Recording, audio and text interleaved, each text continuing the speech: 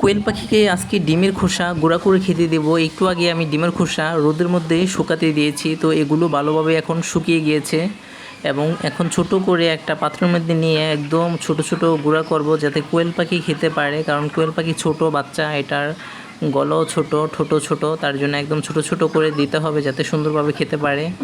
কালকে এই মুরগিটাকে ডিমের খোসা দেওয়ার সময় কোয়েল পাখি দেখি দৌড়ে এসে সেই ডিমের খোসাটা এরও খেতে চাচ্ছিল। তো আজকে ভাবছি ডিমের খোসা তো কিছু ছিল, তো সেগুলো ভালোভাবে রোদের মধ্যে দিয়ে এখন গুঁড়ো করে দিলাম, দেখি খায় কি না। তো অল্প পরিমাণ আমি ডিমের খোসা কোয়েল পাখিকে দিয়ে দিলাম আর এই মুরগিটাকে কিছু পরিমাণ দিয়ে দিলাম। এই মুরগিটা ডিম পাড়ে প্রত্যেক দিন। এখন কোয়েল পাখিও বেশ সুন্দর করে খাচ্ছে ডিমের খোসা, কারণ কোয়েল পাখির শরীরে ক্যালসিয়ামের অভাব আছে, তার জন্য এদের পাখা অন্যান্য কোয়েল পাখি খেয়ে ফেলছে। তো খামারে এরকম হয় এই সমস্যাটা, কারণ অনেকগুলো কোয়েল পাখি একসাথে থাকে, এদের ক্যালসিয়ামের জন্য একে অন্যের পাখা খেয়ে ফেলায়। তো আমার এখানে এরকম হবে না আশা করি, কারণ আমি ডিমের খোসা দেবো আর বিভিন্ন যেভাবে কোয়েল পাখির যত্ন হয় এবং ভিটামিন মিনারেলস যা লাগে ওষুধ সেগুলো সবই দেবো। আমার এই কবুতরগুলোকে আমি কিছু পরিমাণ ডিমের খোসা দিয়ে দিচ্ছি, কারণ এরা নিউ অ্যাডাল্ট, কয়েকদিন পরেই ডিম পারবে।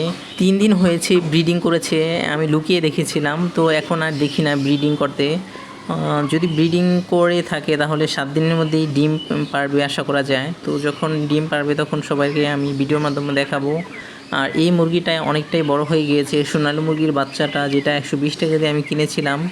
আর দেখুন কোয়েল পাখি কত সুন্দর করে খাচ্ছে, আর অনেকটাই কোয়েল পাখি চালাক হয়ে গিয়েছে। যখন নিচে ছিল তখন এই ফাঁকাগুলোর মধ্যে বের হয়ে যেত, কিন্তু এখন দোতলায় উঠিয়ে দিয়েছি, এখন আর বেরোতে পারে না, কারণ দুপাশেই এরকম কাগজ দিয়ে বাসাটা মোড়ানো আছে, খাঁচাটা।